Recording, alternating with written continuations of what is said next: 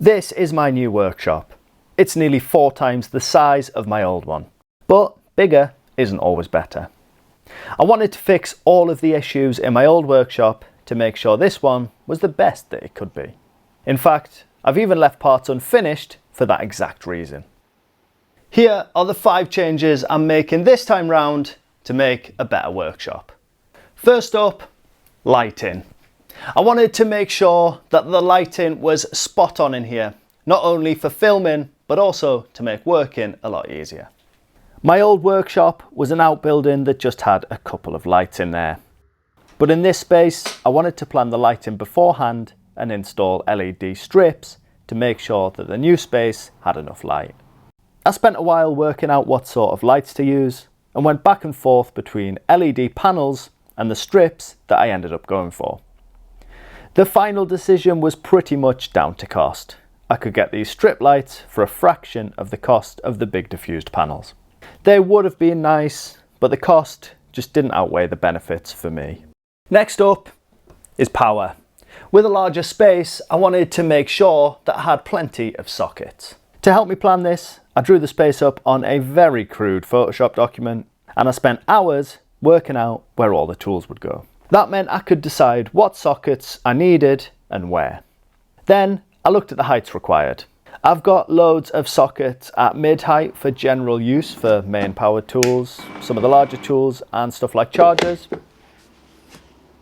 And then I have lower sockets for things like the miter saw, dust extractor and table saw. Finally, I've got a socket up on the ridge that powers my air filter, and it also works as a good track saw plug-in point, avoiding a trailing lead as much as possible. In total, I've got 16 sockets, and so far I think I've positioned them pretty much perfectly. There always seems to be one within reach, and all the big tools are next to power. One of the most important things in this new workshop was improving dust control. My old workshop was shocking, and I had to wear a mask in there for the majority of projects, which obviously isn't ideal.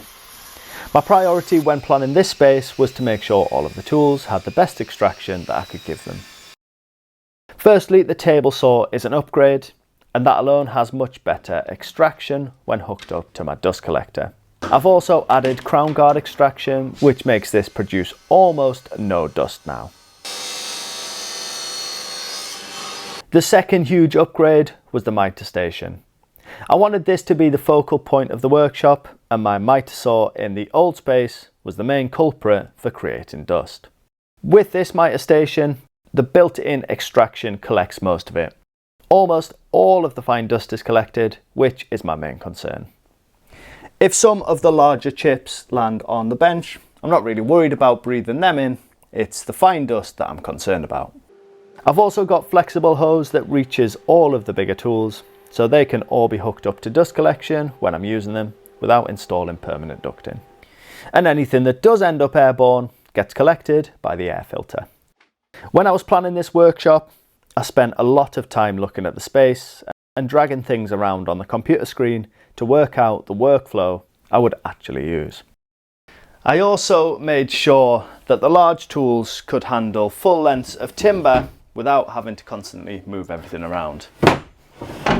This was important because I didn't want to back myself into a corner by building a setup that didn't fit the way I worked. With this still being a fairly small workshop, I wanted to keep most things mobile. I can pull the outfeed table back, move the table saw to one side, wheel the extractor around, and the bandsaw and planer thicknesser are both on casters, as well as this workbench, so that can be moved if needed. I wanted to make sure that if I needed a large space, I could create one without leaving loads of floor space empty all the time. With proper planning, I've managed to have a workshop packed with tools like it is now, but in just a few minutes, I can convert it to this. My final requirement was not overbuilding things too early. It's easy to fall into the trap of building storage and benches and mounting tools permanently in place straight away. Now the problem comes if you realise the shelves that you've built in one corner are pretty much always used with a tool in the other. That's why I've deliberately left this workshop unfinished in certain areas. I haven't got a fixed workbench yet, so I'm using the miter station and the outfeed table for working surfaces. I haven't made a drill press stand yet because I'm still deciding exactly how I want it. And I've left everything I can on casters, so changing the layout remains easy. I'm still learning how I use this workshop. So far the layout has worked really well, but I'm finding some parts that don't. Most of that is currently down to cupboard space and storage. My drill bits are stored in this cupboard, but after using the workshop for a while, I've decided they should eventually be built into the drill press stand. At the minute I have a shop vac under the table saw wing to make use of that space. But I found that I don't really use this space over here very well, so I'm considering moving the shop vac and the cyclone into this space here. That would free up the entire underside of the table saw for proper storage.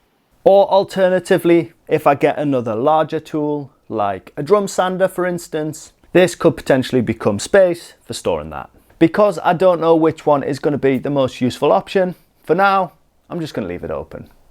If I build something there now, I'm kind of stuck with that decision. Leaving things open-ended gives the workshop room to develop as I grow into this space.